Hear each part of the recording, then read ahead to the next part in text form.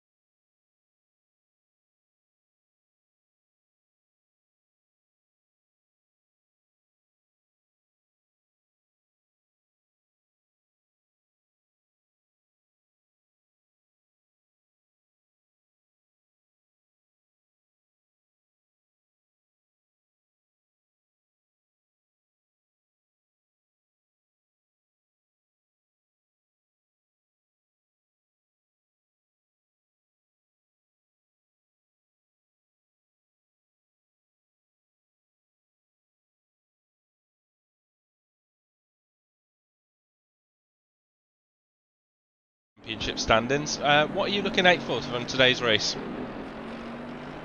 Carnage. Carnage, right? Yes. Just, turn 1's always something to watch out for, isn't it? Oh yeah, there's been a number of times we've had tickets come in for big car pile-ups in turn 1. Somebody from the back manages to plough all the way through to the front. Woody had one, didn't he? I think it was on PlayStation. The last big one we had where it was over 3/4 of the field that was involved. I swear Woody did one on PC in the rookies. He did. Was that 2 seasons? I was involved in. Well, I wasn't involved in it. He flew by me.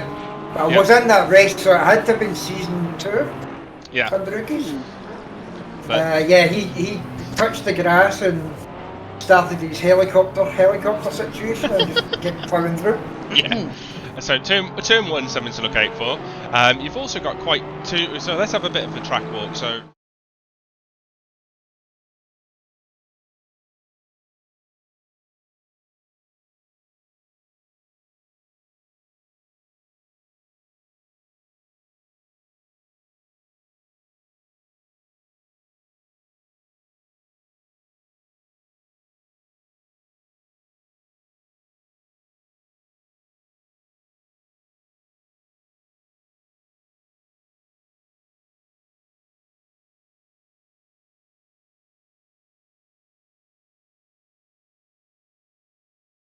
Nurburgring.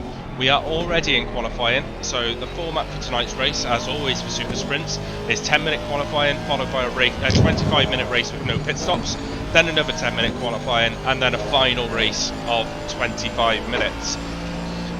Oh. You know, looking at the map that you just had up there, if you look at the Schumacher S's on that map, yeah, it just looks like a little curve. It doesn't look like a corner that would make you brown your pants. It's Schumacher. It's a nice little corner, but it's not really. No, it's not. It's Schumacher S is the one where you can basically take full throttle, isn't it? Yeah. Well, depending on the car you're in, I think. If you get the right setup, any GT3 car, I'm sure you could get around there. But I mean, it's still, it's a lot of cojones to do it, I think, because it's very easy to go, oh, I'm not going to make it, and just let off a little bit and then realise you were going to make it the whole time. It's a complicated little corner. Do you know what? I've just realised we've done all that wonderful talking, and guess what? You've not got the top gun? No, we were. Everyone could probably have heard you guys, but nobody probably could hear me. Oh, brilliant! Well, nobody said a single word in the chat. No. Got some people in, but nobody said it. Probably. Maybe they thought me and Ryan were just talking to somebody invisible. Well, I'm just looking at the little dashes and dots and trying to figure out, as you guys speak, do they actually move? So if anyone in the chat could tell us if they hear Derek or Ryan, that would be most grateful. Well, no, I've not. Can't see your screen. I was going to say I can still see your screen, but I can't. Is there any movement on the lines? Sometimes. Properties. So if the lines for the PC and audio and us are going, then you're fine. If it's just your microphone that's not moving up and down, may have sent it back to default. So my microphone is moving up and down when I'm talking. So when you're talking, which one should move up and down? The bottom one under it. Oh no, I don't have that. I've got audio input capture, which is at the top, audio output capture, which is the one below it, and then desktop audio, which isn't moving at all. So desktop audio, what was it? Input and output? Speak. Hello? Yeah, there we go. Right, so hey. we've provided some wonderful, insightful information, and I'm sure you've all taken that in, but sadly you've all missed it. Well, I think by the sounds of it, they missed what me and Ryan were saying, which was probably the best of bad words. Well, anyway, round 2, super sprint. We've done Nurburgring, no packs top of the tree, Senadore's in second, Skylar Loverink's in third. We are ready for an action-packed turn 1. We're currently 5 minutes into qualifying. Top of the tree in a change of car is Terence Keenan. Zach Dell's in third. Amir is in now fourth. Because Evan Kearns has just popped himself into second. We have 10 minutes qualifying, 25 minutes with no stop, another 10 minutes, and then 25 minutes with no stop. We've done the track walk. Yeah, there we go. You're all caught up. You haven't missed much at all. So Keenan, in practice, was doing the 153 high, and only about a hundredth or a thousandth of no pick. So that could be a good battle tonight, maybe. Because Keenan missed last week, didn't he? He did, and he's also, because he missed last week, and after the announcements that certain cars have got nerfed, he's decided to go from the Honda to the Porsche. Right. So that's what I was about to say. Looking at the new hotfixes that come out today, the Mercedes Evo has been given a new aggressive preset.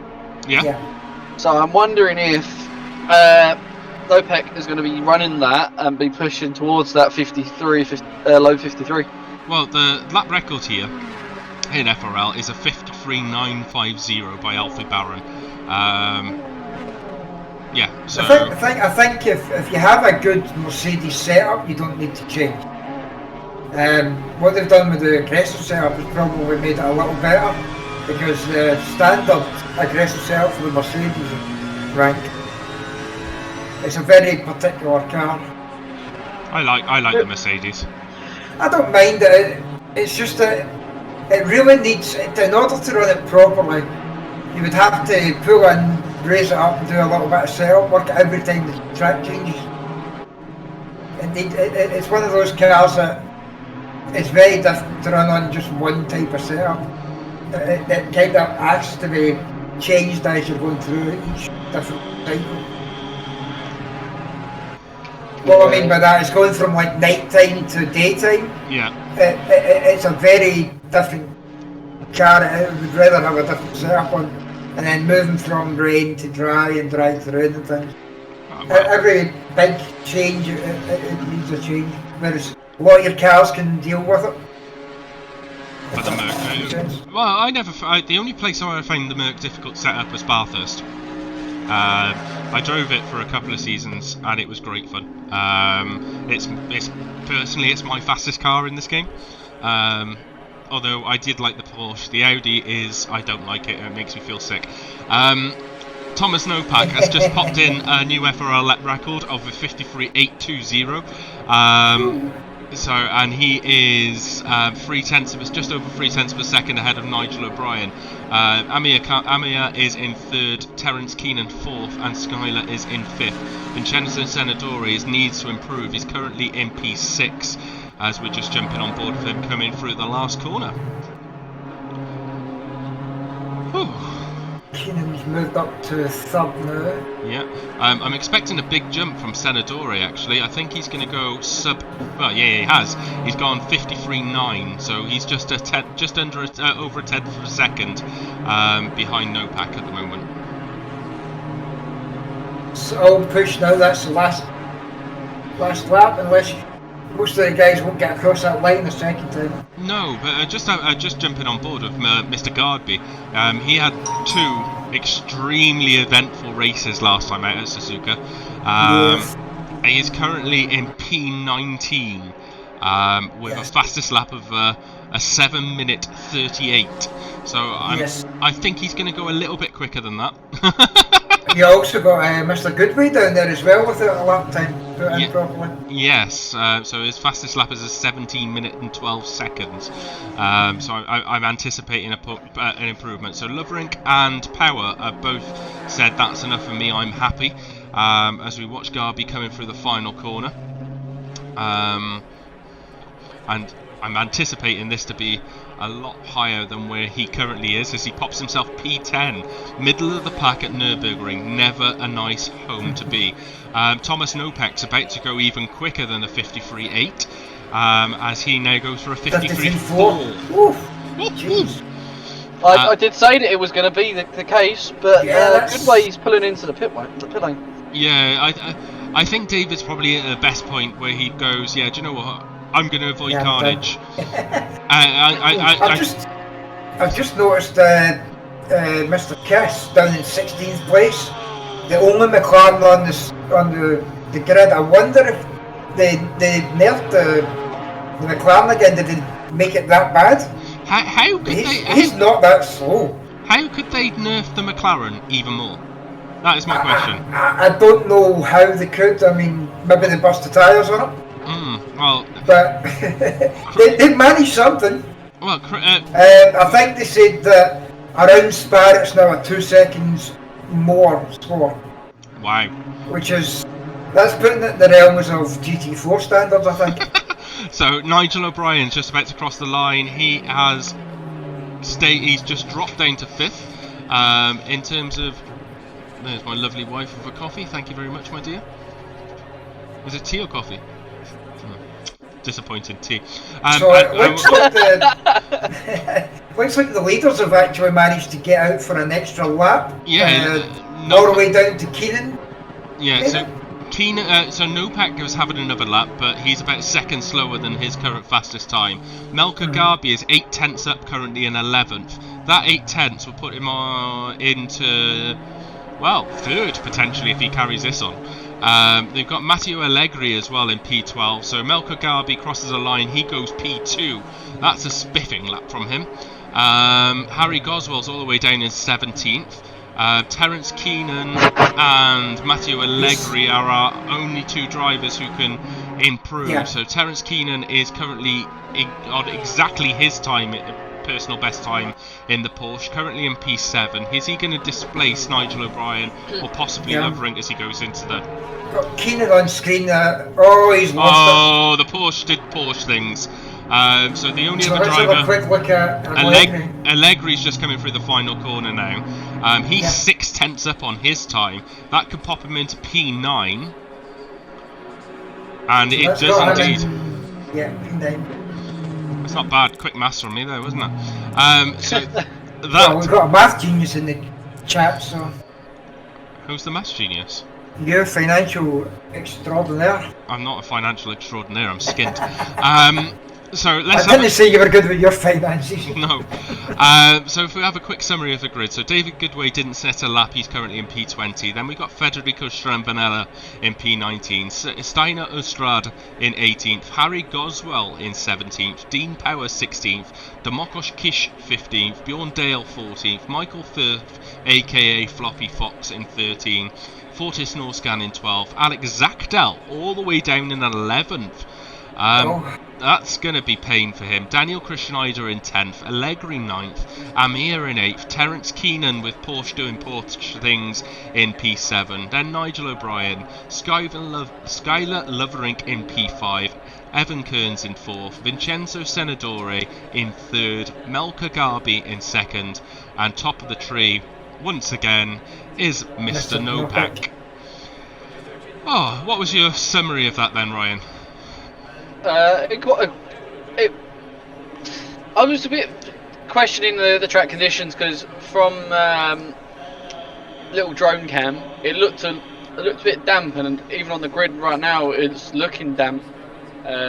If you just look off the reflection of the rear lights, it's shining off the ground. So yeah, it does look damp or glazed over or something, doesn't it? Well, the track and air temperature It's about 13 degrees. 13 degrees, yeah. Time of day, it's just at past 9 o'clock. Rain info, it's clear. So Yeah, it's just it is a wee bit of dampness on the track, maybe. it's a bit damp on the track because looking at it, there is a bit of here and there. But Even though the track says optimised, it might just mean that there's a wee bit of slipperage if you're not careful.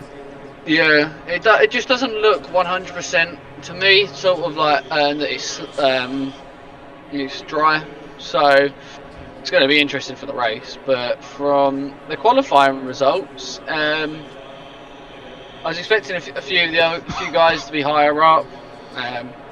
Along the lines about Harry Goswell and people like that. well, yeah, but Harry, again, I think we just got to manage expectations. He's come up from the AMS. There's no Michael Massey tonight either, by looks of things. But Chris Schneider, who was AMS with me and Harry Goswell and Michael Massey last season, is proven that he's quicker in the Porsche than he was last season in the Bentley. Oh, As the lights starting to flick on. Everyone's starting to get ready. I just want to try and do my little driver of focus. So last week we focused on Mr. Garbi. So we're going to have a little bit of a look at Vincenzo Senadore as the drivers start to do their formation lap. So this is my little pride and joy. My driver statistics dashboard. So this is Vincenzo. He's done 16 FRL races with 2 pole positions, 715 points in total with 1 win. Currently has had 8 podium positions and has driven 325 laps. The majority of those have been in the BMW, as you can see there. His current driver rating is 71.8, but his rating over the last 10 races has been 81.8. As you can see, he's very, very consistent driver, having a rating above 70 for every single race that he has completed. Has only completed 1 season in FRL, and that was the Super Sprint. Vincenzo Senadore.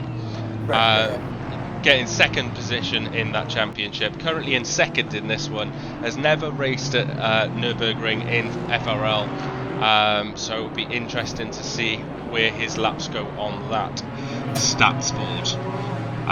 We will pick a different driver for the beginning of the second sprint race, and I'll let Derek do the nomination after the race.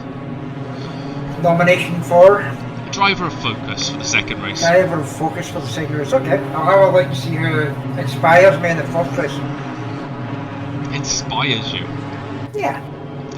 As we were talking about that, the slick looking track, it doesn't look too slick sort of down the bottom part of the circuit, so maybe it is the straight, maybe there is a bit of dampness on the circuit, but as it is, it's looking like it's going to be one interesting race. It just looks a bit slidey, as if they might have a slide around when the race first starts on cold tyres and what looks to be quite a cold track. Well, yeah, 13 degrees. It's It's currently 15 degrees in the shed, and my feet are frozen. Where's my slippers? They're there.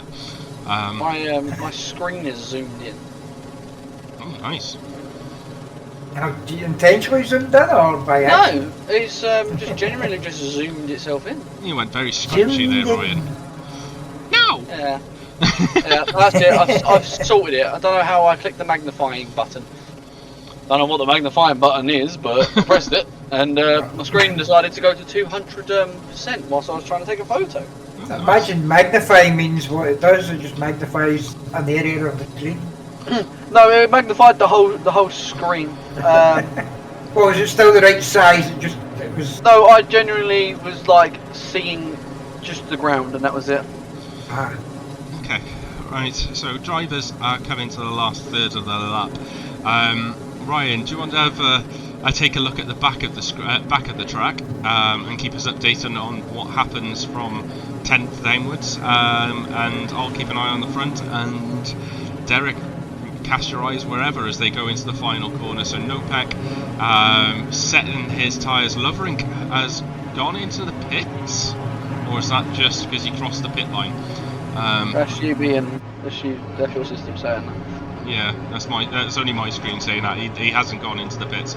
So Nopek leads the cars away, going down the start-finish straight, ready for 25 minutes of absolute fun, and we are go for round 2 at the Super Sprints. And Nopek has once again got a fantastic start over Melka Garbi. Melka Garbi in second place as they head towards the braking zone for turn 1. The lights are glimmering at night in Germany, and Nopek just avoids the contact, and he's pulling away. Garbi's in a bit of a fight here for P2. Coswell has got himself a drive-through. Oh no. Yeah. And how much was there? Much carnage at the back, Ryan? No, there was hardly any carnage. Just a couple just coming off track. But other than that, it seemed pretty clean and sailing for the whole grid. I have to say the lights at night look fantastic. So Senadori is fighting away with Kearns through into the hairpin. Senadori is behind Kearns. Nigel O'Brien is behind him. So Kearns has got the jump on Senadori in lap 1. Garbi's already 0.6 of a second behind Nopek. Kearns is 1.2 seconds behind Garbi. So we're hoping we don't get another race of Nopek just disappearing. Hopefully not.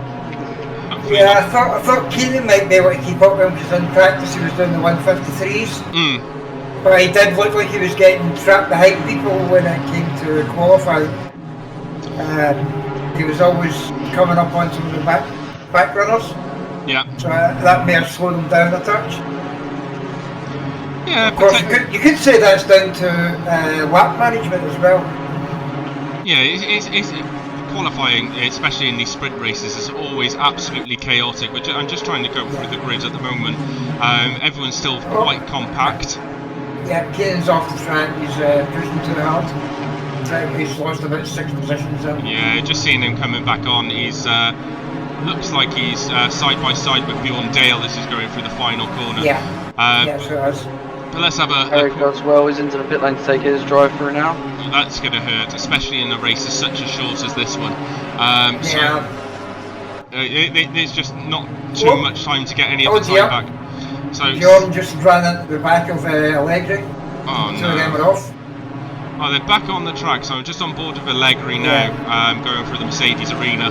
And he is in P12. He's dropped 3 positions. Michael Firth has gained 2 positions. As Allegri's going side by side with him. Hoping that there's not too much contact. It looks as though Allegri has had to run quite deep in that Aston Martin. Is pretty much pushed off the Mercedes of Bjorn Dale trying to come back through. I don't think they've made friends over that instance. No. No, so let's have a quick summary of the grid so far. So Harry Goswell with that drive through in P20th. Then we've got Norscan in 19th, Goodway 18th, Power 17th, Steiner Östland at 16th. Then we've got Federico Stranvanella. Bjorn Dale and Allegri continue to fight it out, but we've got Kish, Dale, Allegri, Firth, Amir, Terence Keenan, Alex Zakdal has gained a few positions in P8s. Chris Schneider, Lovering, Kearns, O'Brien, Senadore, Garby and Nopek currently our positions on track. Nopek is pulling a gap already. Yeah, he's already 2 seconds up. We're just on board now with Alex Zakdal challenging Daniel Chris Schneider going down.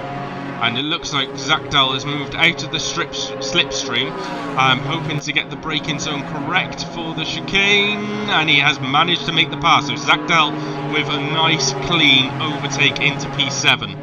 Nopek sets the fastest lap of the race of a 53.9.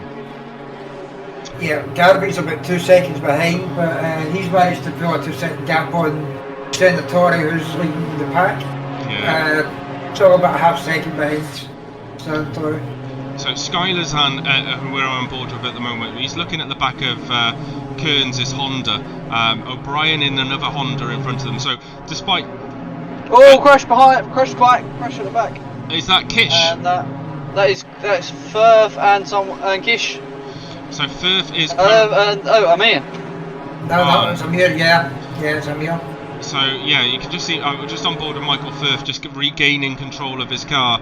Amir in ERS livery now, not the traditional FRL livery, has run very, very wide. I assume he's letting him back through. Possibly, yeah. So 2 of the 3 Ferraris on track decided to kill each other. Amir's just pulled off. Oh, another one's pulled off. Amir's just going back to the pits. I don't think that car's as happy as he would like to. No. More damage than he wishes to finish the race up, so he'll probably just start the second race. See what happens. Oh, as Norscan making a move for P16 as they come through the Schumacher S's now. Yeah, side by side into the Schumacher S's. Norscan does decide that this is not the moment to make the move. Oh. BMW goes a bit wide, catches the dirt. Norscan now has his nose in front, pulls across into the racing line. Is Ulstrada then outbrakes him as Norscan gives the flashing lights of doom behind. So I don't think he was overly happy with that braking manoeuvre into the corner. We've got some interesting manoeuvres going down the 14th, 13th and 12th. Right, so we're just on board with Stranvella. So Stranvella now in P12. We've got Kish, Power, Goodway, all in very close proximity as they go through the final corner. Those LEDs on some of these cars look very, very nice. Yeah, so it looks like Power, Kish, Stavnella, Dale and Allegri. All close together. Yeah, and 991 just run very, very, very deep in the Mercedes. Like the Kish. Who was that? That was Dale into Kish as he was trying to come back on. But who was the driver who went deep? Dale. Kish, So Yeah. as Evan Kearns has spun. Evan Kearns definitely is back on track, is going away. So he is now all the way down in 17th position. Oh, He's left. Huh? He's not? For me, he is. I think he has, because every time I click on Evan Kearns' car... Yeah, he's gone. He's left. There's only 19 left in the race. Oh. Yeah, he pushed the magic button. I will replay to see what happens. So we've got a fight with Domokos Kish, Dale and Goodway. So Goodway is slowly coming through the grid. He's gained 6 positions since the start. Kish has gained 2. Dale's gained 2, Powers gained 5, and Stranvella's gained 9 positions since the start. However, Zakdel's probably the most impressive improvement, moving up 6 positions. So what happened there, Ryan? He went deep, and then Lovering spun him round. So we're on board with Demokos Kish challenging Bjorn Dale. He's in the slipstream at the moment. Is he going to try and make a move into the braking manoeuvre? Dale blocks that one off, so no chance to get past the Mercedes at that juncture. So the only McLaren on the grid heading through the final corner. I don't think it's necessarily going to have the grunt down the start-finish straight. Derek. Michael Firth is in the wall at the chicane. I don't think he had it too hard, but he's back on. That's Floppy Fox, right? Yes, that is Floppy Fox. Yeah, so he's struggling down there 17th with that Ferrari. Yeah, I don't think the contact with Amir has helped. As Bjorn Dale is having a move made on him, going through turn 1. It doesn't look as though Kish... There was contact, was there? It doesn't look as though Kish has managed to get through. No, he's not managed to get through yet, but there was some contact. And they've just been announced as being live, so it's about 25 minutes too late. Yeah, I don't know what the bot's having a bit of fun. There's another race going on the Formula Racing League YouTube channel with the Taco Tuesday season commencing. I can't even remember what track they're racing. Hungary, I think. I can double check for you. So it appeared to me that it's only Nurburgring. It's only done the Twitch one. It's not even mentioned at the. He's having a wee meltdown the bot, isn't he? Yeah. Well, we're currently on board with Stranvella, challenging Allegri in P9. Let's have a look at some of these drivers. Keep an eye on the Keenan and Chris Snyder situation. It's getting quite close. Harry Goswell is really pushing. He has not set a valid lap since the start of this race, but he is doing 156s, and he is slowly closing on Firth and Ostrand. Ostrand? I don't know. So on board. Is Stranvella going to make the move? Stranvella's got past. I don't think that was even a move. He just drove past. Galby's off in the final corner. Oh no, Melker. So Galby is up and running again. He is currently P7. Terence Keenan is right behind him, and is he going to make the move? Terence Keenan should make this move. Going down into turn 1. Garby's trying to block off the racing line, but will have the inside line. Side by side. Now Keenan has the inside line for turn 2. That is. Yeah, he's got him. He's got him. That should be good enough to have him. So yet again, inconsistency is costing Melker in pushing through for a championship. So I've never seen him so inconsistent. It has to be the Honda. It has to be his dealings with the Honda that's made him so inconsistent this season. There's a battle for P9 currently. So we're just back on board with Allegri now, going through sector, a corner. We'll just call it a corner. As Allegri Allegri's gone deep. And that means Dean Power's gone through past him, and now Dean Power is now going to be challenging. Well, how far is he behind Stranvella? He's a second behind, so a bit of a gap has been made. Amir is not coming out for any more racing tonight. He's remaining in the pits. Terence Keenan is right on the back. A driver who's gone very, very unnoticed so far this race has been Daniel Schneider. Currently in P6, is lapping at 55.2s, which is just a tenth of a second faster than Terence Keenan. He started where, about 11th?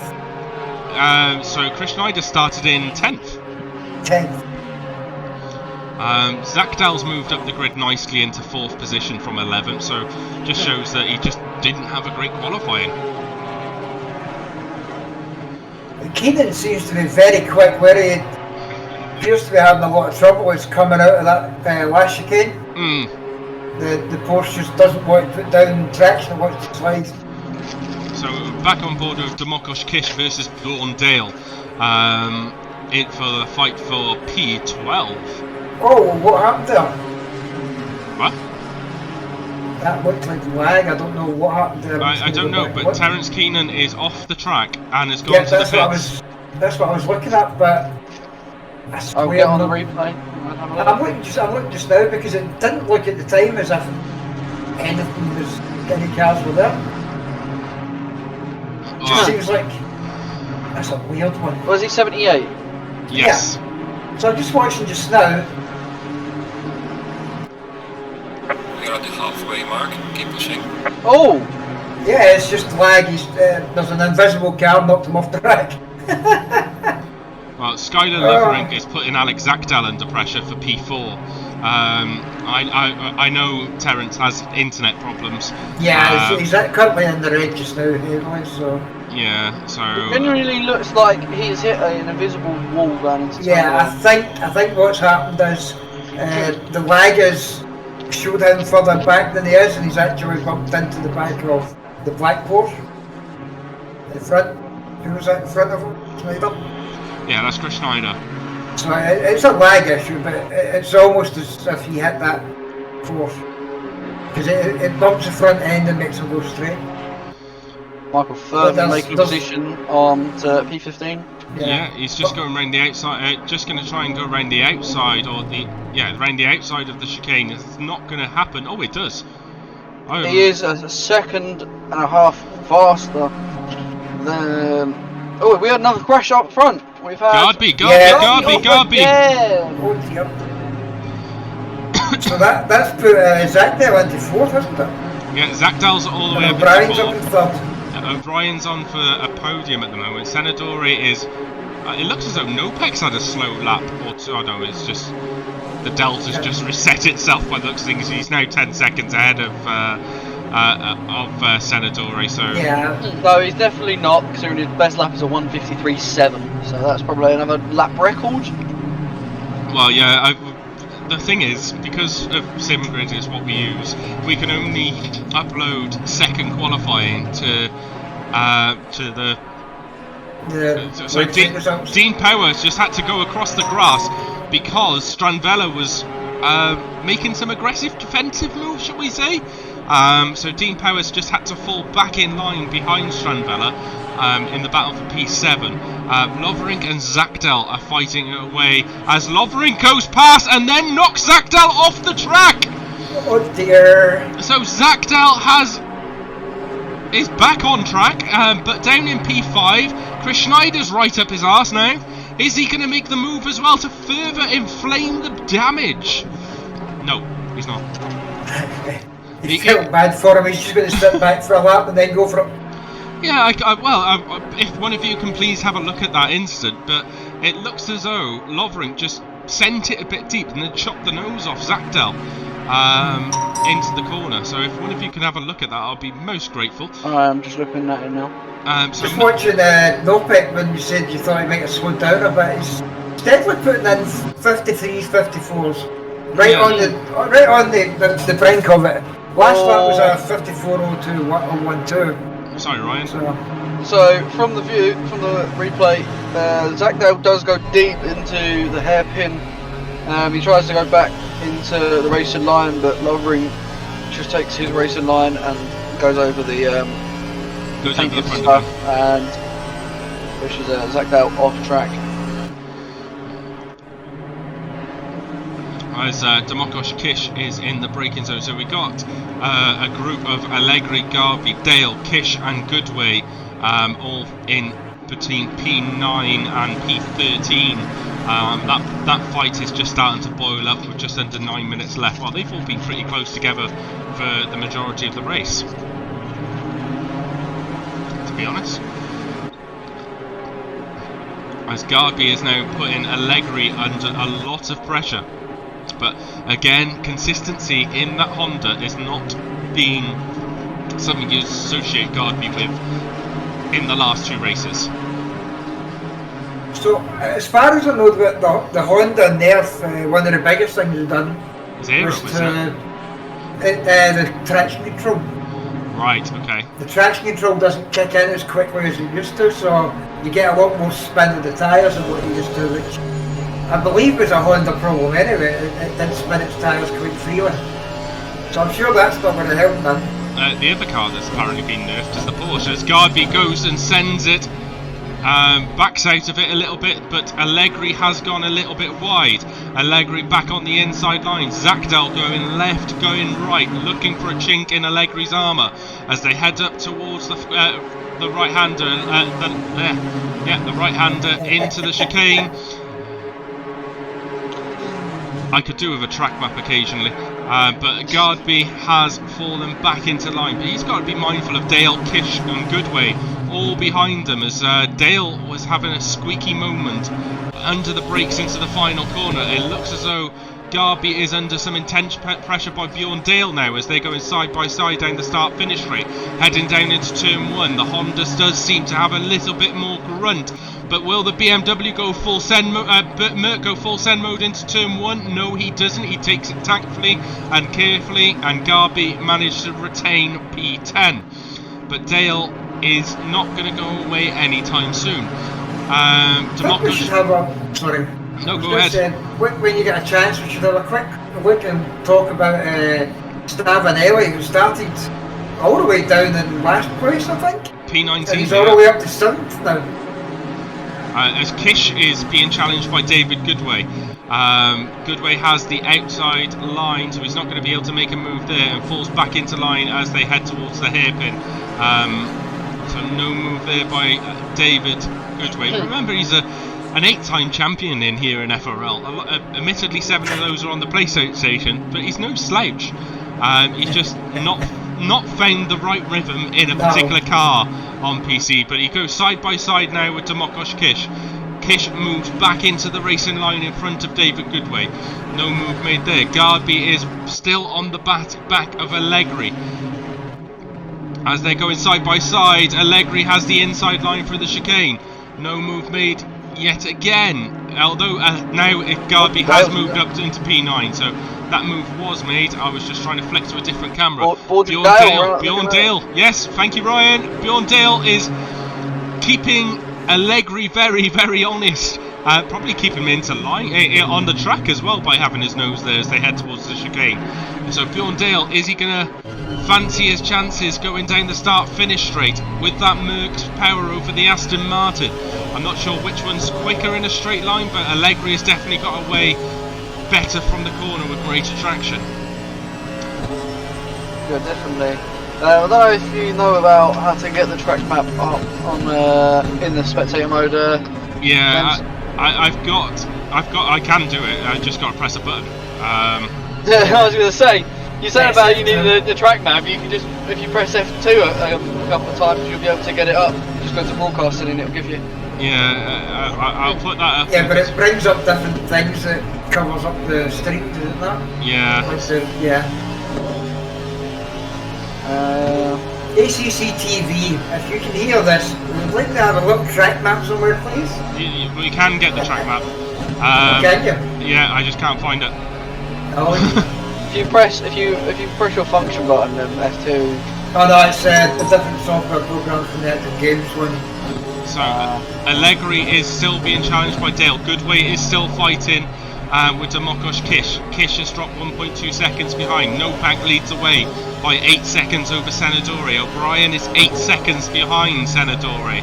And you've got Lovering, Zakdal, Daniel Krishnaider, who's had a fantastic little race.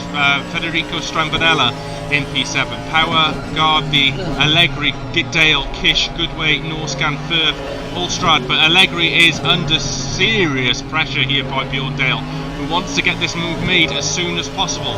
In the darkness at Nurburgring, everyone has their winter gloves on. It is bloody cold. Oh. Not bloody cold. It is. Cold. Well, the shed is 15 degrees. It's not warm. Dale's gone deep. That's that move. That challenge over for a little bit. But now Bjorn Dale's under pressure from Domokos Kish. Goswell's also making a move as well. Yeah, Goswell is 1.5 seconds behind on my map. Dale going down the start-finish straight against Kish in the McLaren. It looks as though Kish has gained the position. David Goodway had to take evasive action and move very, very wide. They're going to go side by side into the Mercedes arena. Bjorn Dale has dropped to P12 behind Domokos Kish. Kish sat out last season. I think he had a newborn. So yeah, congratulated to him. But he is back here racing. Oh no! Is that Dale took him out, I think? I think Dale caught the back end of the Kish back end of him. and sent Kish spinning. But now David Goodway is the one challenging Bjorn Dale. Bjorn Dale wants to be involved in as much of the action as possible. As probably the driver that's been on the stream the most tonight. Yes. Controversially and just moves well. So. Yeah, well, he was challenging Garby. That's unfortunate for the wrong speech there. Yeah, I think it was just a case of the rear end was attached to the front bumper at exactly the wrong time.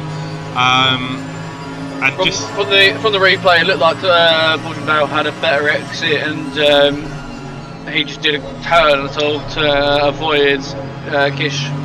Well, the thing with Dale now, he's going to have some form of damage on his car.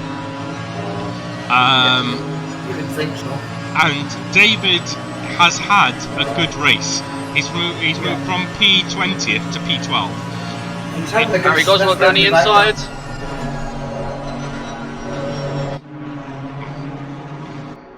Yeah, he's having a fight now with Ulstrand in P16.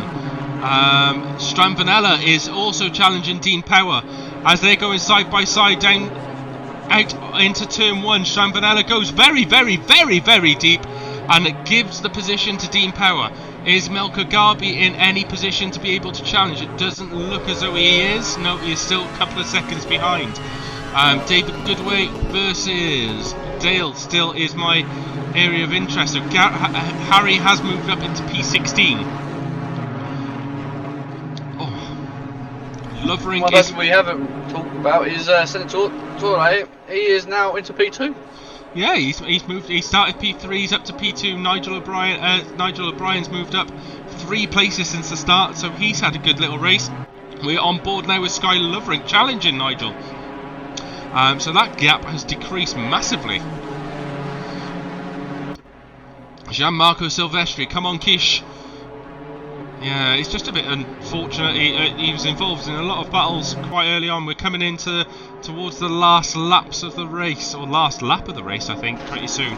So this is the fight for the last podium position. Nigel O'Brien has dropped 13 seconds. This is the last lap now. So Nurburgring has just started the last lap. Okay, cool. So we will stay with Skylar and Nigel for as long as we can. David Goodway is back within a second of Bjorn Dale. Norscan is 2 seconds behind Goodway, so I don't think that's going to be made a move. Lovering goes quite wide through the last corner and has dropped back significantly from Nigel O'Brien. Let's go back to P12. I think David Goodway's maybe settled backwards a little bit and decided 12th is pretty good for him just now. Well, yeah, David's fastest lap of the race is a 55.8, which is competitive. It's good enough to be in second. Salvatore had... Salvatore's fastest was 154 enough. Yeah. I thought it was 155. But third place, O'Brien, his fastest laps are 155.005. Well, first of all, these are not slow times. no, not very slightest. But in comparison to what Mr. Nopek has managed to smash out, and Senatore, so Nopek's smashing out has done a 53.6. His last lap was a 54.1. Senatore's done a 54.1 as his fastest lap, and Nopek has done a 55. Senatore's done a 54.6 last time out. So, what more can we say about Thomas? Apart from a complete and utter domination once again. Yeah. He's got his livery this week. He has. He's just coming through the final chicane. We don't. Well, apart from mentioning him in superlatives, we don't see enough about him on stream. So, congratulations from P1 in qualifying to P1 in the race. Thomas Nopek comes again and maintains his 100% record in this championship. Vincenzo Senadori comes across the line in P2. We're going to take a large intake of breath because we have a bit of a gap until Nigel O'Brien and Skylar Lovering challenge come across the line. So Nigel O'Brien and Goodway and those. So Zach Dale gets P5, Chris Schneider in P6, just coming down the start-finish straight. Then we got Dean Power directly behind him. Federico Stramvanella had that off towards the end in P8. Then we got Melka Garbi, eventful race in P9. Matteo Allegri in 10. Bjorn Dale in 11. Then we got David Goodway just coming across the line in P12. He's followed closely by Fortis Norskan. Demoskokic in P14. Michael Firth, probably feel his race could have gone better. Maybe that contact with Amir cost him a little bit. Then Harry Goswell in P16. Ulstrad finishes in the pits. Terence Keenan with some connection issues in P18. And Amir, with that incident, has dropped him back quite a bit, is in P19th. Ryan, unusually quiet from yourself. What did you make of that race? It was quite interesting. The battle of the night just gives a bit more of a challenge to everyone. Like I said last week, we saw some people being faster than some others, but I'm genuinely thinking now that it could be the hot fixes and the BOPs, because there are some guys that should be higher up. One being Zach Dale. Zach Dale should be probably fighting Nopek and Senatori for the podium. Chris Schneider, very, very quick in both last week and this week's races. Unfortunate for Harry Goswell with that drive-through penalty. So hopefully we'll see a better result for Harry and Kish in the second race. What's your analysis of that then, Derek? Interesting. Just the man with the one-liners, aren't you? he is honestly the one. He is the man of one-liners. Well, it's kind of difficult when you come to me after everybody else has had their word and you think same thing. I'm not trying to steal your job. Man of few words. I was actually. I know. What Nopek did there was fantastic, being 10 seconds ahead of everybody again.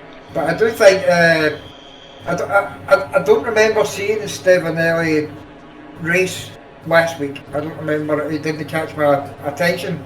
But what caught my attention this week with him was starting from 19th position and working his way all the way, or 19th or 20th position, and all the way up to 8th place. That's some consistent driving. Absolutely. Even if everybody else got crashed out, he still came in 2 seconds behind Power. He was only 8 seconds behind Chris Schneider, so it's not that he was that far behind. He just didn't. He wasn't able to put it together in qualifying, maybe. Yeah. So we're just in a little bit of downtime until qualifying for race 2 starts. Have you got a driver you want to try to focus on before the next race? Who caught your eye, Derek? Well, like I said, Stefanelli, but I think it'd be interesting to have a nice wee focus on Dale, because he definitely was in the limelight earlier on in the race and later on, so it'd be interesting to see if he could keep himself out of trouble and gain places on what he started with. So in terms of Bjorn, he's not been with FRL for that long. He's done 8 races. No. Has had 1 podium, 0 wins, has driven 243 laps. Very similar story to Senadori, has primarily driven the BMW. Driver rating is currently 60.8. In and around that for the majority of the races that he participates in. Has only ever completed in the super sprints where he finished 4th last season. Currently 10th in the championship. Another one who hasn't done a lap time here at Nurburgring, so it's going to be his first outing at Nurbs in Formula Racing League. Also, don't forget, on Thursday night we return to Nurburgring for the rookies, with AMS with Tier 1 and Tier 2. And on Friday night we have Nurburgring once again for the Pure Sim Gear GT3 Friday of the pros and AMS. As the let's hope you turn up this time. Well, I'm not going to. I'm not on any training courses in 200 miles away, so there's a very good chance that I'll be able to make it this time. That was good because I was I ended up watching both the races. Watched the first half an hour in the pros and then the first half an hour, the last half an hour in the AMS, and it was fairly interesting. Not seeing the result of the pros, but there was, I think, the total was 60 cars in the lobbies, and it was just non-stop battling all race. So I popped into the AMS where we, in case you're looking for it, went down the road to the AMS for a bit. Yeah. I'm going to have a quick look at their qualifying, see how things go down there. I can give you a quick recap on that before the second race starts. I don't suppose you know who was the winner last time out, do you? No, because if I go to the timetable, it won't show me any information from when I came in. Yeah. I should have came over earlier than what I did. But hindsight's a wonderful thing. Maybe do that next week. Maybe. So we've lost 2 drivers. So we've lost Amir and have we lost Amir? No, Amir is still here. We've lost Terence Keenan, I think. Yeah, his internet still wasn't acting well. I think he was maybe waiting to see if it had got better by the time qualifying started. So maybe it didn't get any better and he's wandered off. And we also need to send a message to Matteo Allegri to make sure he uploads his livery for next time out. There is a couple of cars that haven't got the liveries. I mean, I'm thinking that Lovering has got to have a livery, possibly. He's not uploaded it. Yeah, so he's gone for that rust effect Ferrari on my screen. O'Brien's got no livery. But actually, some of them might have a standard livery from the game. So, the Wiz Motorsports, which is one that Nigel O'Brien runs, there is liveries for the Aston, the Mercedes, another Mercedes, and the Porsche, but no Nissan. Right. So I think you said that he just changed. Did it change? No, that was Terence. He moved across from the Honda to the Porsche. Yeah. Brian at the Honda, I'm pretty sure I saw his livery when I was in earlier. I'll never look when I come back in. Well, I done a livery sync 10 minutes before the race, so yeah, I don't see it. Mine was about 7:30, I think I synced, so... Well, I was just starting my race on another racing game. Speaking of racing games, Here we go. We've recently had the virtual 24 hours of Le Mans. Oh, I was very. I was waiting for you to bring this up. I was gonna go for a cigarette, but I'm now gonna sit and listen to this. So I watched a bit of it. I know Ryan, you watched some of it as well because I watched the whole thing. You watched the whole thing? Yeah, I've been up since like 6 o'clock every morning. I'll go to sleep at 6 o'clock every morning. I got to 6 o'clock and I was like, I'm not really that tired, so I just stayed up and watched the whole thing. Yeah, it was painful. It was painful, and I can see why the 2-time world champion has said what he says. I won't name him because I don't like him, but That would be Max Verstappen, wouldn't it? oi, I'm not naming him for a reason. Okay, my opinion on this, if anyone's interested. Nah, we don't really care. Let's move on. Cool. Carry on. I don't care what game it is. I don't care if it's iRacing, ACC, R Factor 2, or Renge Sport, or anything like that. It can't do our hobbies any favours with it having that much bad publicity. That event had an opportunity to put R Factor 2 in the limelight and show everything that it's good for, but also had the opportunity to put our hobby in the limelight and the racing that we do, and it's just not. It's sad. It is what I want to say on it. There was so much that they could have done about it, because in the limelight of the last 24 hours, there's been a lot of information that has come out. Yeah. They enter a team. It was €2,000. It's 250,000 euros or dollars they made for the session, wasn't it? There was what, 45 teams. So that's 90 grand that they earned from running this series. But they were saying on I think they were saying on the actual panel that it was 250,000 that was actually brought in entry fees. No, it's probably for the whole season, but for that race alone, it was £2,000 per team. But that is information from Jimmy Broadbent himself.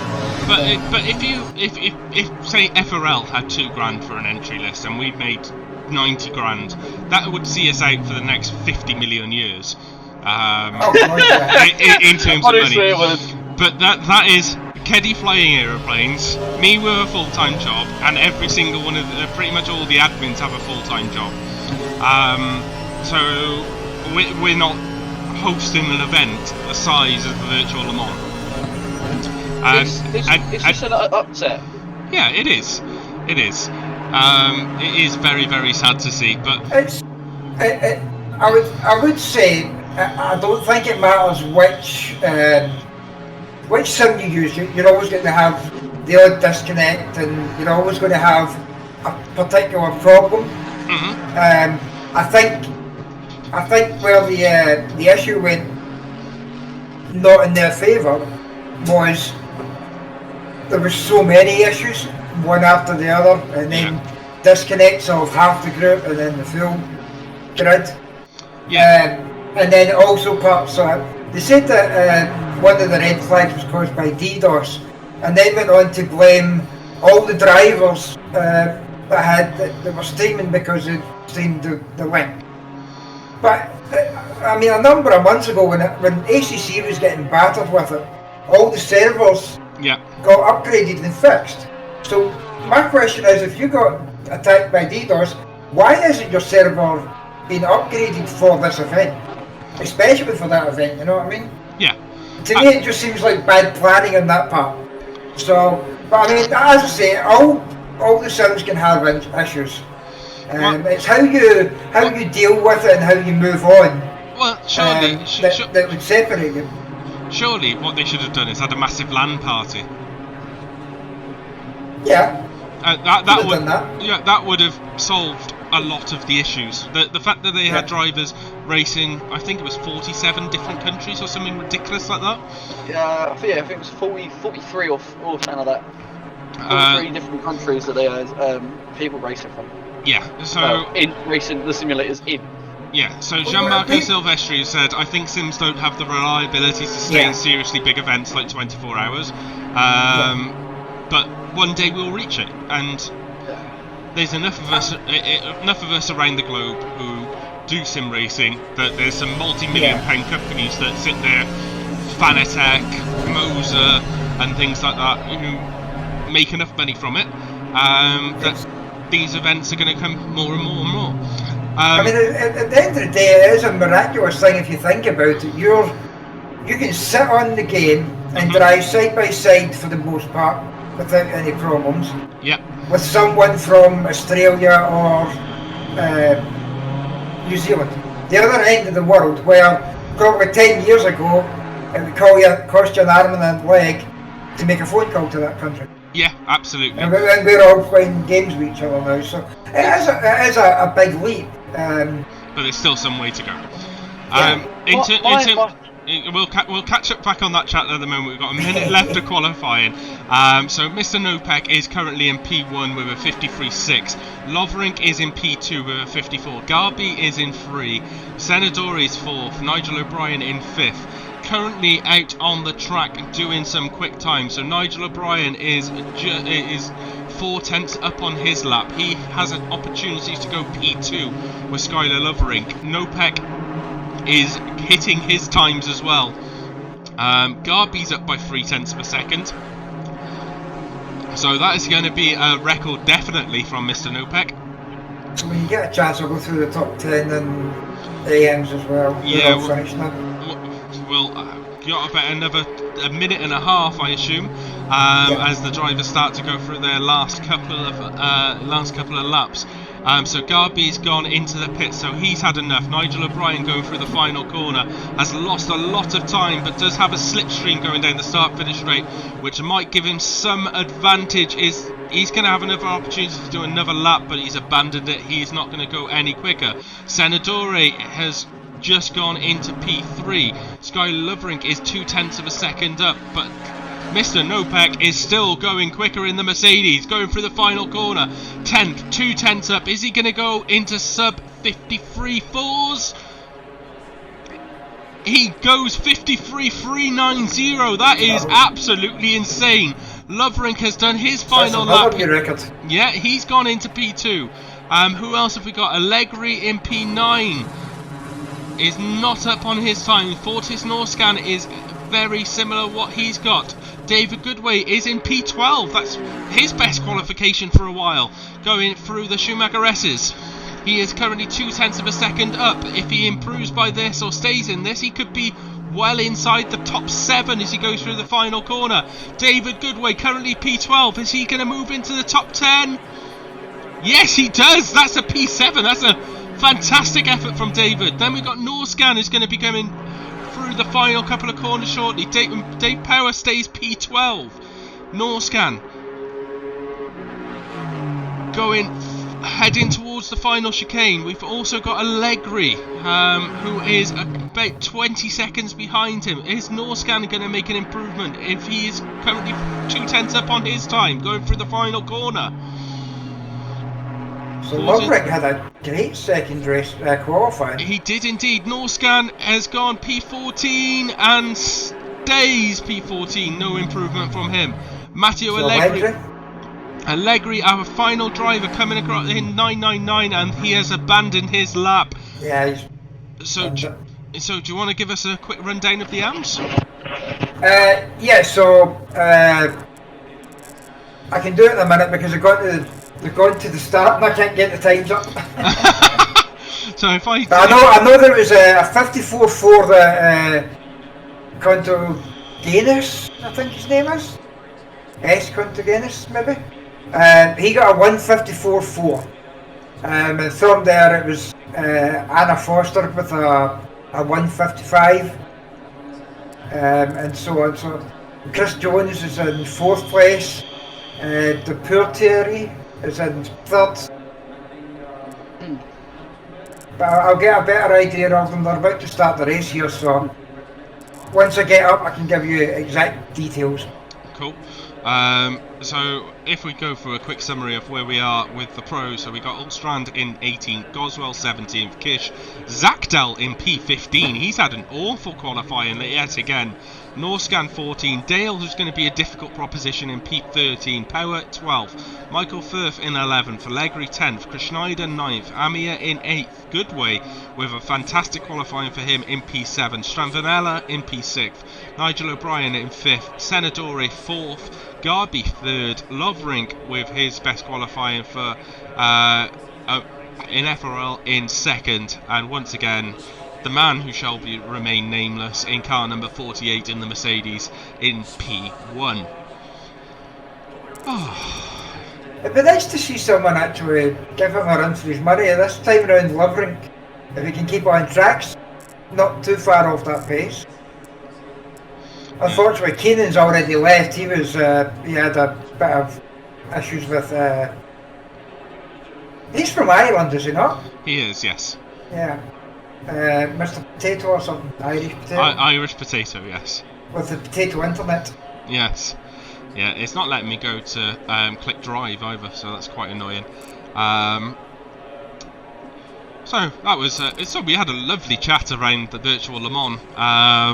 Yes. I missed 90% of qualifying, but I think it was well worth having that chat. Ryan, have you gone for your cigarette? I have finished my cigarette already. Jesus.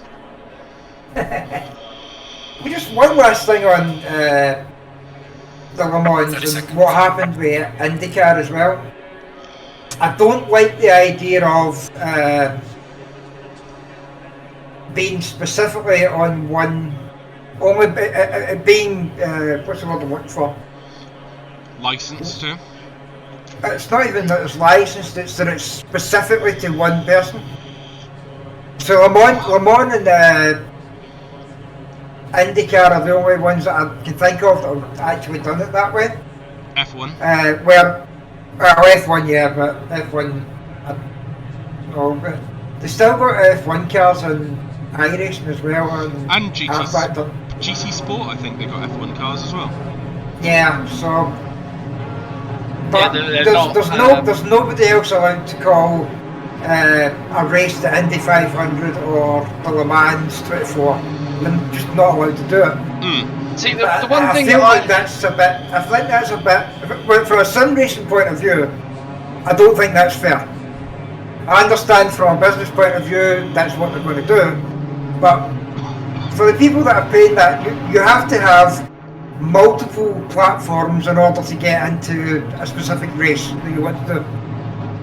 I think that's where it could fall down for us as sim racers.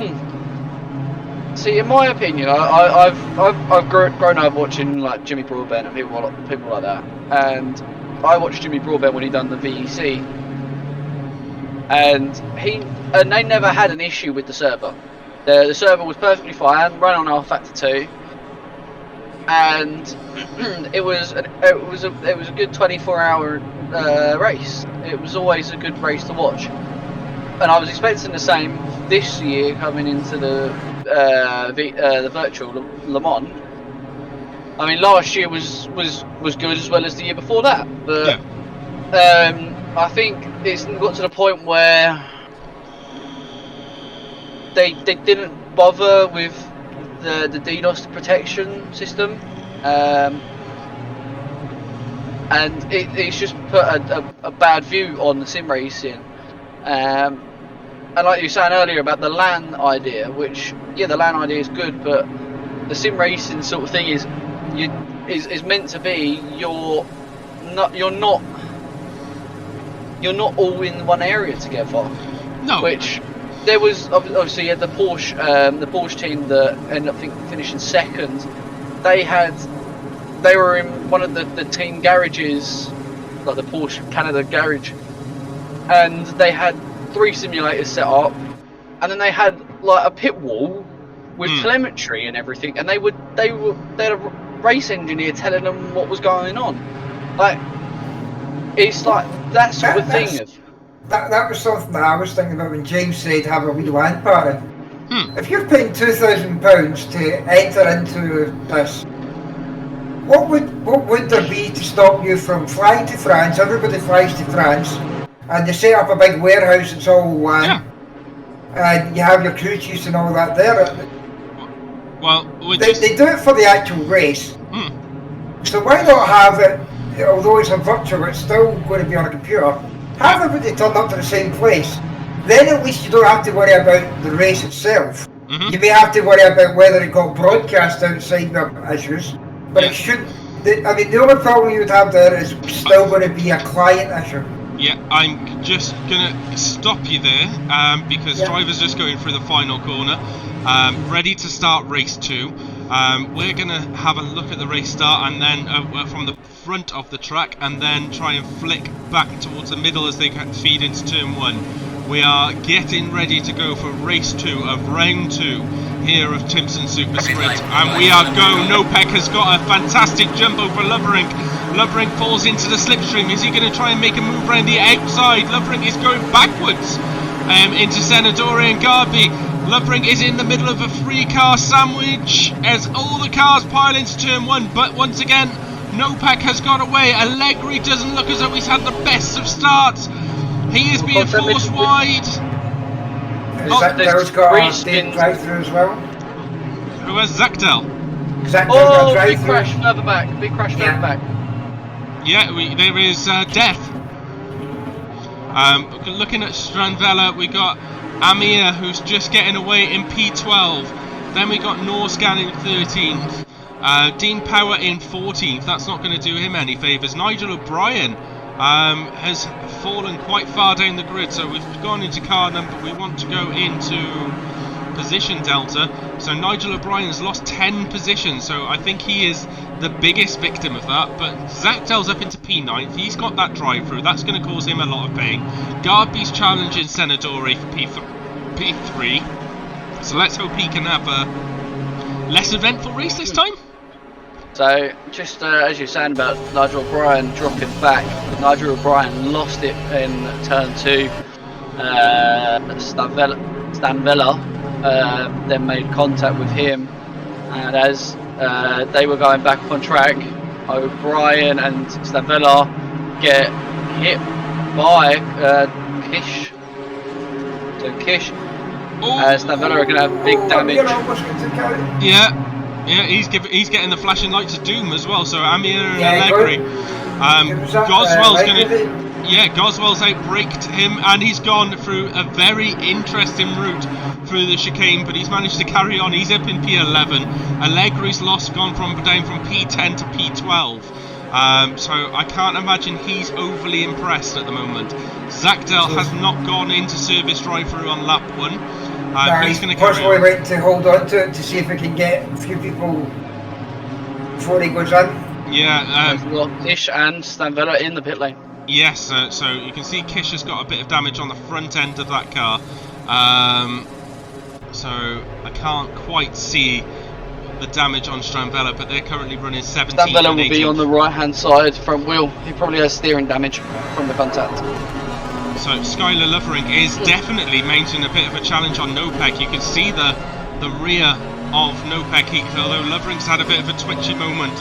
Remember, we're talking about all these connection things. Skylar Lovering is racing from the racing under USA flag, and you can see the car is a little bit twitchy as he's going through the corner. So Senadori has to be very mindful of that as they're going through. Garby in P4 is not too far behind Senadori either. Chris Schneider's dropped back by about 3.5 seconds on this pack. He's the he's the cork in the bottle of Dale, Goodway, Firth, Zachtel and Amir all the way down into P10.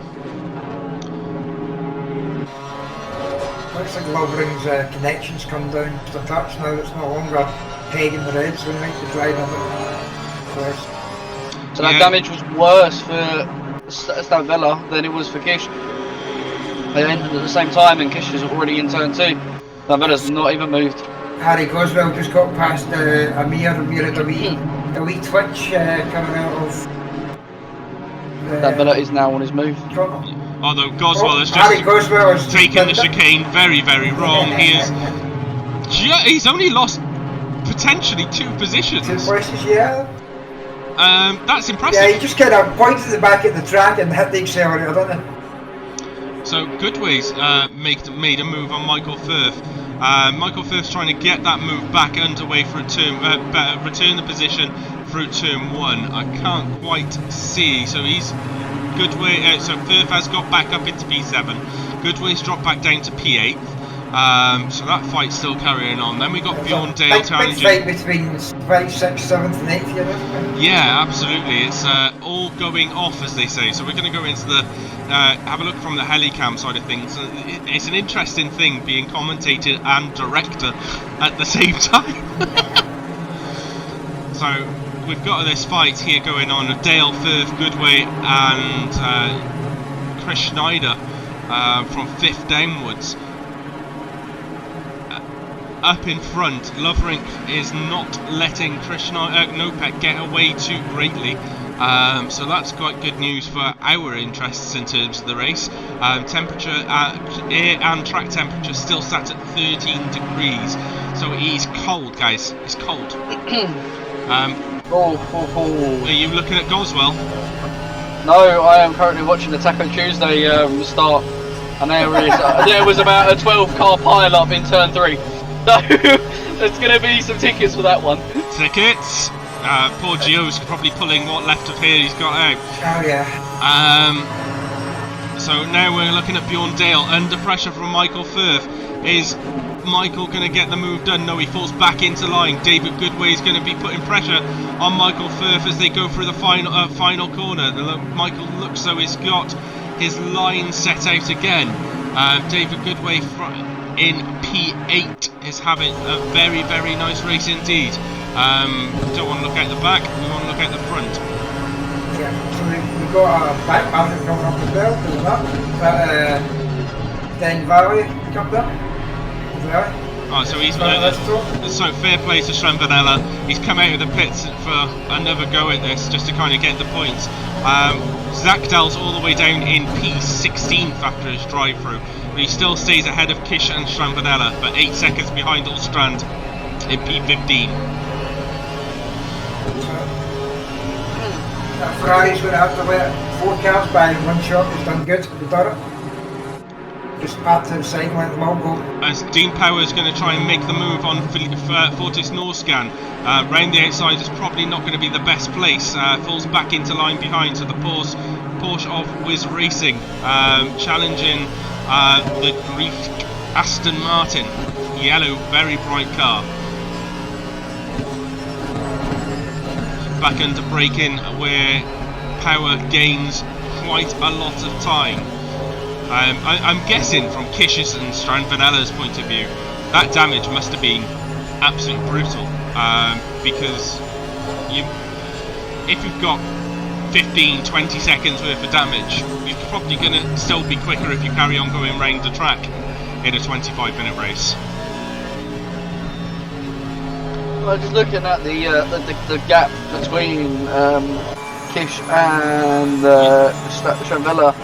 Shravella was leaving the pit lane as Lopek was coming down the home straight, and Kish was already coming down in sector 2. That's Michael Firth just having some issues with chicane, and Goodway's got through into P7. Goodway's got through. I didn't realise you were watching that. My apologies. No. I'm more than happy for you to join in. Chris Schneider now under pressure from Bjorn Dale into turn 1. Chris Schneider takes the inside line, the tighter line, but goes a little bit wider on the exit. I can't quite see. There he is. There's Bjorn Dale, who wants to be involved as much as possible in these races. So Chris Schneider is under massive pressure from Bjorn Dale. I do feel for Domokos Kish. He's had 2 races here tonight, and both races he's had contact. And probably, well, definitely not deserving to be down in P17.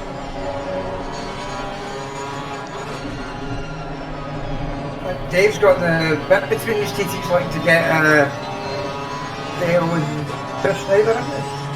Yeah, well, Dale and Chris Schneider. He lost a bit of time on them because of the passing Mr. Firth in the corner when he had a bit of a wiggle. Yeah. So they both lost time on him, but he started getting back up again now. Dale was going for the move. Oh, suddenly Dale's lights just got very, very bright in the rearview mirror of Chris Schneider. As he put his high beams on, do you think? To try and Jones light on. to challenge Chris Schneider. Chris Schneider's sticking to that racing line like glue. As you've mentioned, you've got Goodway behind, you've got Firth behind, you've got Amir behind. So this fight from P5 down to P9. Yeah, and you've also got Norscan, Power and O'Brien. As Bjorn Dale's going to try and go down the inside, brakes a little bit early to avoid any contact as they go through the chicane, through the final corner. Will this be the time that Bjorn Dale makes the move? Down into the start-finish straight, getting into that slipstream, and then try and take the inside line. No, Chris Schneider's defended that immediately. Bjorn Dale now going to try and go around the outside. Is he going to make the move? As the closing pack. Oh, David Goodway almost makes contact with him. Yeah, Firth is up this side as well, so they're having a they're having a bit of a ding dong too. So Bjorn Merrily on high. David Goodway still under pressure from Michael Firth. Chris Schneider still under pressure from Bjorn Dale. And Amir wants to get involved. We've also got Goswell, Norscan. Yeah, Power, O'Brien, and Brian fighting at it as well. But I don't want to go away from this. Loverink's only 2.5 seconds behind Novak. Senadori is just... so Nigel O'Brien has made that move on Dean Power. Norscan is a little bit wider. Lost it again. Yes, I can... I'll keep an eye on what's going on in front. No, he's kept up. Oh no, Power's in front now, he's in the green. Yeah, so you can see O'Brien, Power, so Norscan, O'Brien and Power. And Goswell fighting out from 11th down to P14. Chris Schneider, Dale, Goodway, Firth and Amir are causing each other headaches from P5 down to P9. Yeah, the front three are starting to give a wee bit of a pull because Firth's starting to defend from Amir. We've also got another one going along, which is Lovering and Senator. Yeah, that's down to 0.7 of a second. Chris Schneider does seem to struggle for the chicanes in that Porsche going into the final corner. Bjorn Dale's going to try and get the run into the slipstream. Once again, he needs the inside line, I feel, into turn 1. But Chris Schneider immediately defends the inside line. David Goodway drops into the slipstream as well. Yeah, he's trying to keep... but what he's got to hope for this time is he can break in his normal line. And Michael Firth has punted him, but Goodway, has he kept control of the car? Yes, he has. Oh. Epic stuff. Epic stuff indeed. Who needs following? Amir's made a place. Allegri's been trying to make a move on the Firth as well. Oh. Harry Goswell was trying to get Norscan's pushed him off. Oh no. Oh, just caught that as We are halfway through. Keep it up. as Harry's Norscan. gonna leave. Yeah. If there's any benefit from that, is the fact he didn't actually hit the wall and do more damage to the car. So. Harry's left the lobby. Yeah. Oh, is it? Yeah. Yeah. Harry's not happy. He's not a happy teddy bear indeed. Norscan has proved a bit of a rolling roadblock. Nigel O'Brien, Power behind. Zach Dell's 15 seconds behind this battle. With the pace they're currently running, it's not going to take too long for him to catch up.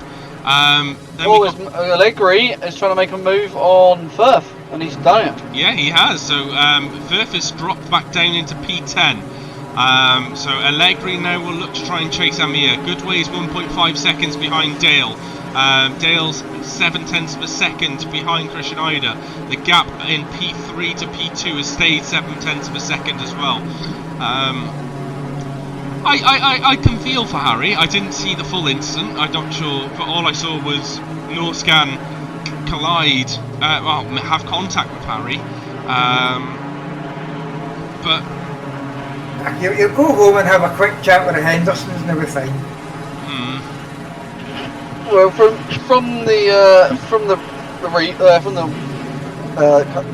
live stream as I was watching it, it just seemed like there was a battle between side by side, Chris Schneider and Dale once again. Yeah, Chris Schneider's managed to defend. Oh no, contact! Contact with the rear. Dale's made contact with the rear. Chris Schneider's managed to regain it, but he's lost another place to Goodway. Goodway's now challenging Bjorn Dale as they head towards the quick left-hander into the hairpin.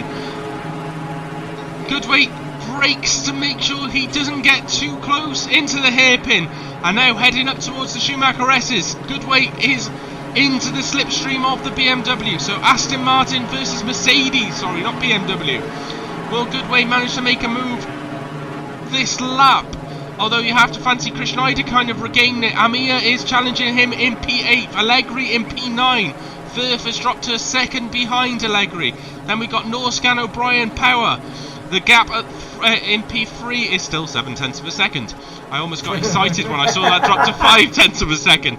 But here is the fight between David Goodway and Bjorn Dale. Norway versus the UK. Just a very bad version of the Eurovision Song Contest going on. Where's Ukraine? Who won? I would say this is the better version of the Eurovision Song Contest. Well, I hate that. Depends if you hear David Goodway sing, I suppose. I'm not sure what Bjorn Dale's like. I think we should have a sing-off. A sing-off? I tend to see more Dave Goodway in a folk band. Yeah. I honestly see him playing a folk band with a guitar. So I can imagine. What was that band a couple of years ago? I will wait for you. Them. That's what I see him being in. That type of band. I'm going to search this up because I know what song you're on about, but I can't remember the name. Band. There we go. Providing entertainment wherever we go, even with my terrible singing. Mumford & Sons. Mumford & Sons, that's it. Amir is fighting Allegri in for P8. So how Amir running the ERS livery. He's moved across. Recent announcement of ERS and FRL partnering up for an esports team. Bringing the best of FRL in terms of data, and ERS managing the admin side of things, because none of us had time. But Amir being challenged by Michael Firth behind, and also looking in front of Allegri. Nigel O'Brien's had a bit of a flag of contact. I'm not sure if that's with Norscan again. Norscan. I think there's a chance that Chris Schneider was holding Bjorn Dale up some. Yeah. He's got the gap now and he's starting to pull away quite. Not massively, but definitely pulling away. So Nigel O'Brien versus Norscan. Norscan's had a little bit of contact already this race, but seems to have pulled away a little bit. Senadore is in a couple of tenths of a second of Skylar Lovering. He can see the exhaust pipe of Lovering in that Ferrari. Is Senadore going to claim his usual P2 spot? Always the bridesmaids, never the bride. In Formula Racing League to Thomas Nopek. As he closes in, so close, Senadore. On Skylar. Skylar still manages to retain the position. There must have been a little bit of contact as it's flagged up that there was some contact. I don't think it was anything severe, but any contact on that Ferrari is going to damage it. Allegri and Ami has managed to get past Allegri. Chris Schneider's challenge is right at the back of David Goodway as well. Yeah, so Chris Schneider, so Goodway's defended that quite well into the Mercedes arena. Oh no, it's not the Mercedes arena, is it? I don't know. But it is. So Chris Schneider trying to get the move done on David Goodway just now. Yeah, that's what we're just looking at the moment. Oh, I'm focused on it. Oh dear. I just wish we didn't have a delay in streams, and at least we could all be watching the same screen. I'm in the lobby watching it. Yeah, no, but at least we'd all be watching the action unfold on the one screen. But Allegri is under pressure from Michael Firth once more. Are you excited for your second Christmas present, Ryan? I am genuinely. I was so happy when I saw it wrapped in Christmas present, Christmas wrapping paper. I was like, yes, I'm gonna get my Christmas present. Allegri has lost a position there. He's dropped down to P10, so Firth has flown by. Amir is giving Chris Schneider some trouble as well. Senadore and Lovering seems to be kicking off again as they go through the start-finish straight. So it looks as though Senadore is a lot stronger in the third sector. Lovering defends the inside line into the braking zone. Will there be contact this time? Skylar's run very, very deep. Side by side going into turn 2. Skylar's got the racing line once again over Senadore. So Skylar retains P2. All this is allowing is Nopak to disappear off into the distance. He has time to go through the drive-through at KFC. KFC? Yeah, they are. Making me hungry. What did I have this evening? I had pesto pasta, but Oh, right, Pastor as well. Good evening, Mr. Sergio. How are you doing, sir?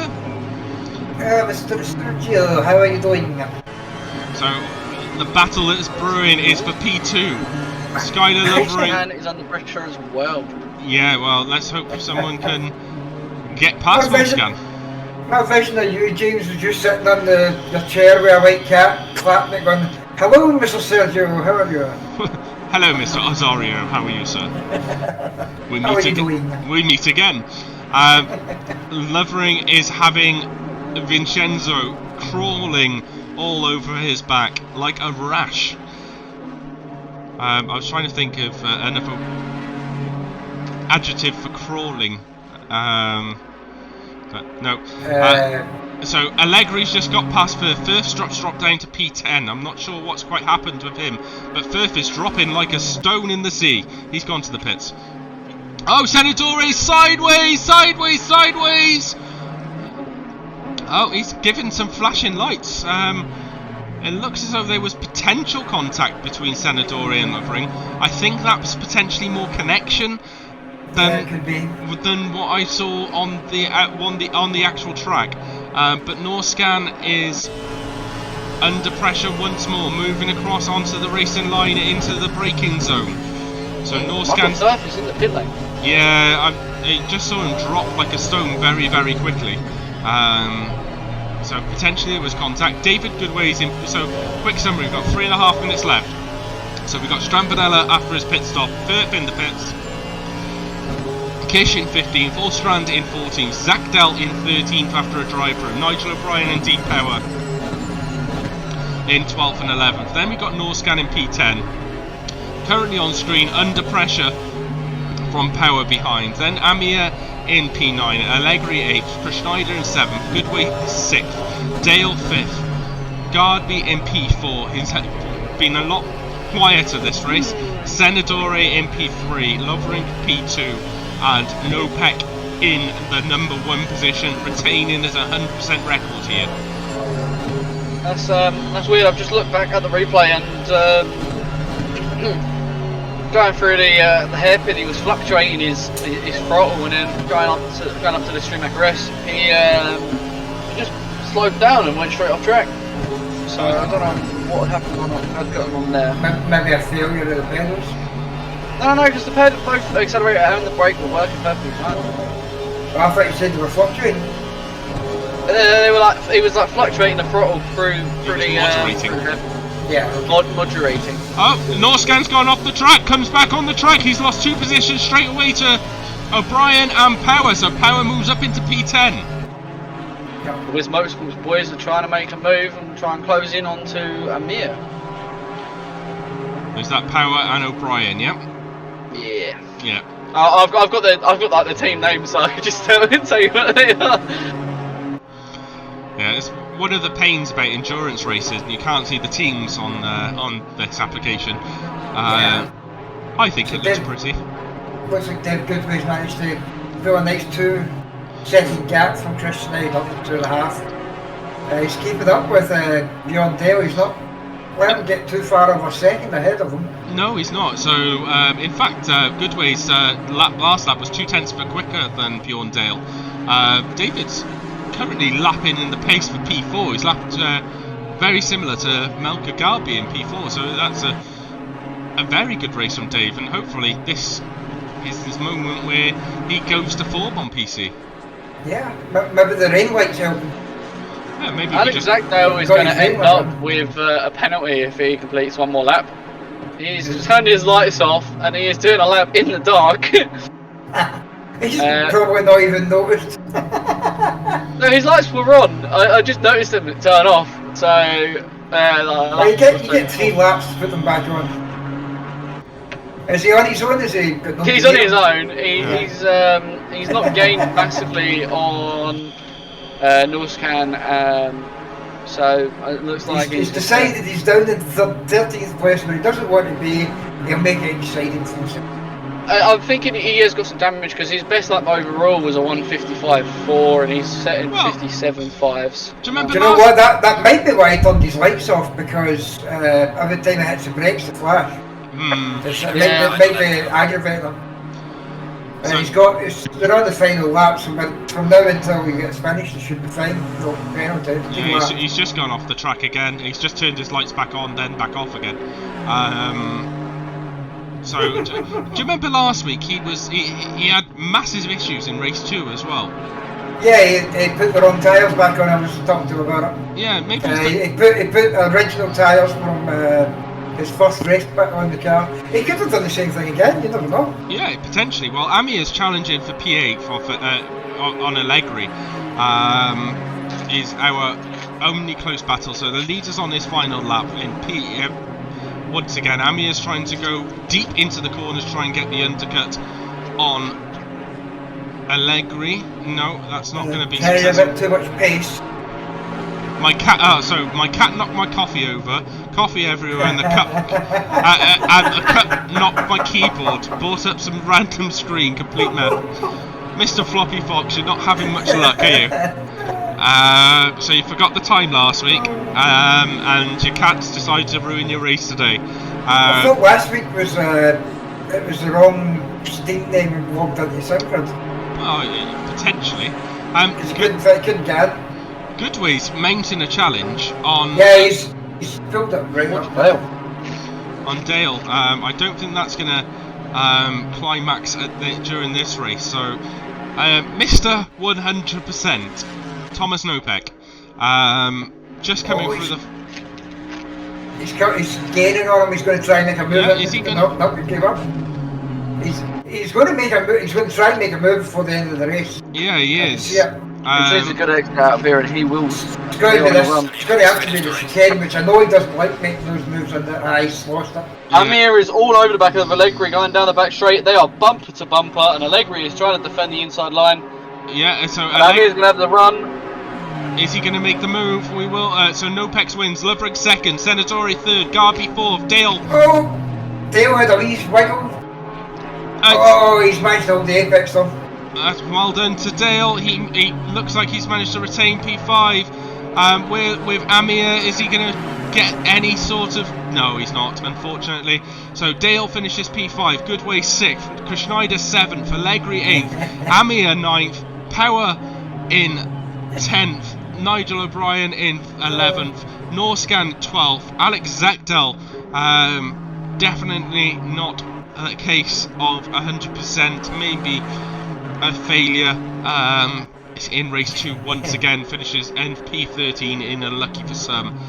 Steiner finishes in P14, Demokos Kish in 15th, Strandvanella in 16th, Mr. Floppy Fox's cat in P17.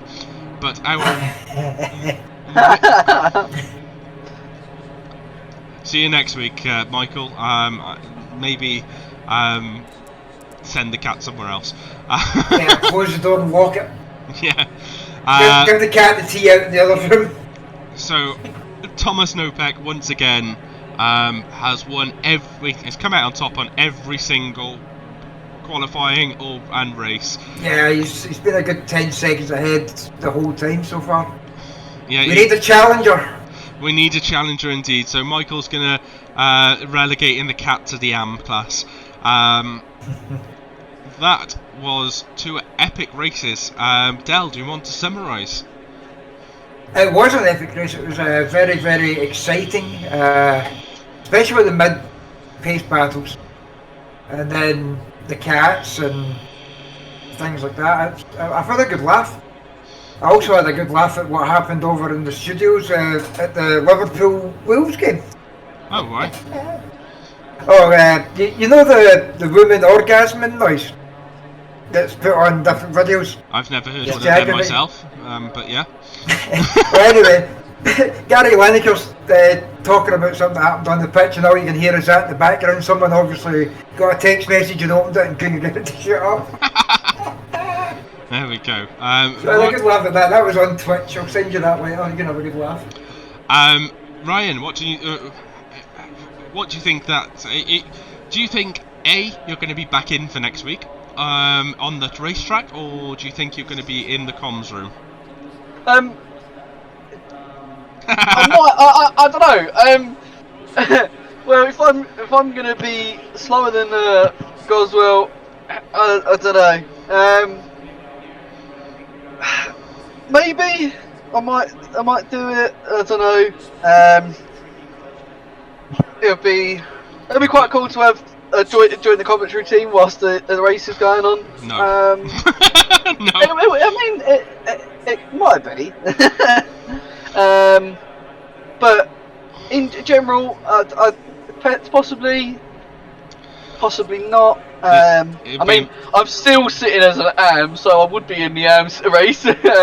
Well, given from the turnout this week and the drop of attendees from race 1, we might be all in one server, which will be chaos. I mean, we could have had it here tonight with both the tiers combined, because it was only, I think it was just under 50 drivers that were signed up to race. So, in the sense, it could have been. Green light, show them what you got. Been all in here, which I think it's always better to have the pros and the AMs in a series together. It just gives a bit more of a interesting race to show that there are AMs that are quick. Oh god, yeah, there's multiple AMs that would be challenging the top 10 in the pros. I think the top pace is far and away, but there are some drivers which will be there or thereabouts. So that I didn't save the last replay.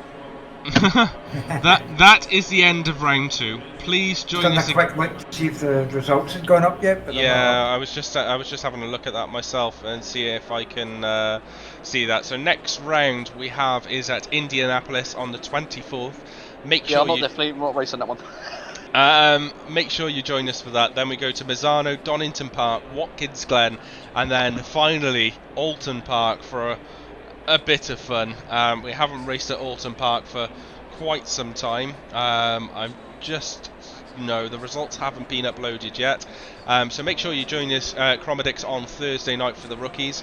I hope you've all had a good evening, and we will see you next week. Good night, Ryan. Good night. Good night, Derek. good night from me. Sweet dreams. Bye bye.